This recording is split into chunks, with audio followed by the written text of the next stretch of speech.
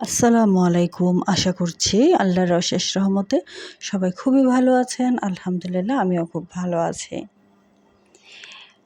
প্রথমেই চাল আর ডালের মিশ্রণ দেখে হয়তো বুঝতেই পেরেছেন আজকে খিচুড়ি রান্না হবে।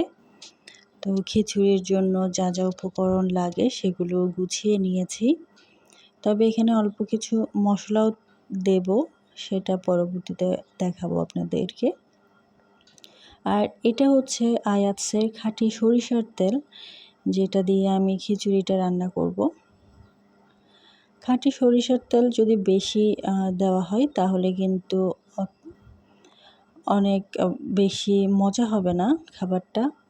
তো অল্প পরিমাণেই কিন্তু দিতে হবে, যদিও আমি অনেকটা বেশি দিয়ে দিয়েছি। পরবর্তীতে আমি এখানে একটু সয়াবিন তেলও মিক্স করে দিলাম। তো এই খিচুড়ির ভিডিওটাও আমি বেশ অনেক আগেই করেছি, তবে এতদিনে দিচ্ছি। আর এই ভিডিওটা আমি করেছিলাম চকরিয়াতে। তো বেশ অনেক মাস আগেই করা একটা ভিডিও। তো আপনারা কারা কারা খিচুড়ি খেতে পছন্দ করেন আমাকে জানাতে পারেন কমেন্ট বক্সে। আমিও কিন্তু বেশ ভালোই পছন্দ করি খিচুড়ি।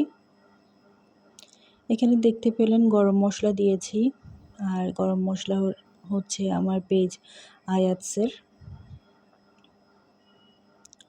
আর এখানে ডিম সিদ্ধ করতে দিয়ে দিলাম, ডিম বোনা করব বলে।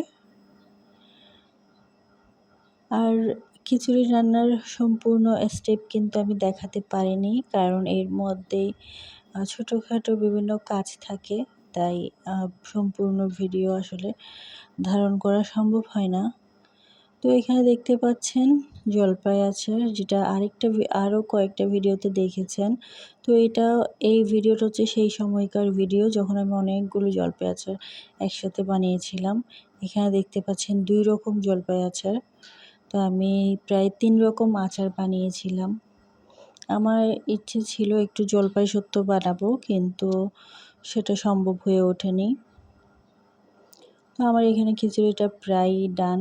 আমি শেষের দিকে একদম আবার অল্প কিছু মরিচ দিয়েছি, তাই মরিচগুলো একেবারে সবুজ রয়ে গিয়েছে, বেশ কিছু মরিচ। তো এই তো আমাদের ডিম বোনাটাও কিন্তু প্রায় শেষের পথে। এখানে ডিম গুলো মানে চকরিয়াতে আশেপাশে যেহেতু অনেকগুলো মুরগির ফার্ম থাকে, তাই কিন্তু বেশ ভালোই তাজা ডিমটা পাওয়া যায়। আর এখানে হচ্ছে আমার হাজব্যান্ড একটু ঘরটা মুছে নিচ্ছিল, যেহেতু আমি রান্নাবান্নার কাজে ব্যস্ত। তো সে এই দেখে আমাকে হেল্প করছিল। তো এরপর আমরা সবাই আমাদের গোসল শেষ করে খাবার নিয়ে বসে গিয়েছি দুপুরের খাবার খাওয়ার জন্য। দেখতে পাচ্ছেন এখানে খিচুড়ি এবং ডিম বোনাটা পরিপূর্ণভাবেই কিন্তু তৈরি হয়ে গিয়েছে। আর সাথে থাকবে আমার বানানো জলপাই আচার। খিচুড়ি দিয়ে কিন্তু জলপাই আচার বা অন্যান্য যে কোনো আচার খুব বেশি মজা লাগে, তবে জলপাই আচার, আলু বোখরা আচার, রসুনের আচার এগুলো একটু বেশি মজা লাগে। তো আয়াতসের খাঁটি সরিষার তেলটা আমি এখানে বেশি ব্যবহার করেছি একটু জলপাই আচারে, কারণ যত বেশি তেল দিব এবং সেটা যদি ভালো হয় তাহলে কিন্তু আচারটা বেশ অনেক দিন ভালো থাকে। আলহামদুলিল্লাহ আচারটা অনেক দিন ভালো ছিল, এবং আমি এই আচার থেকেই কিন্তু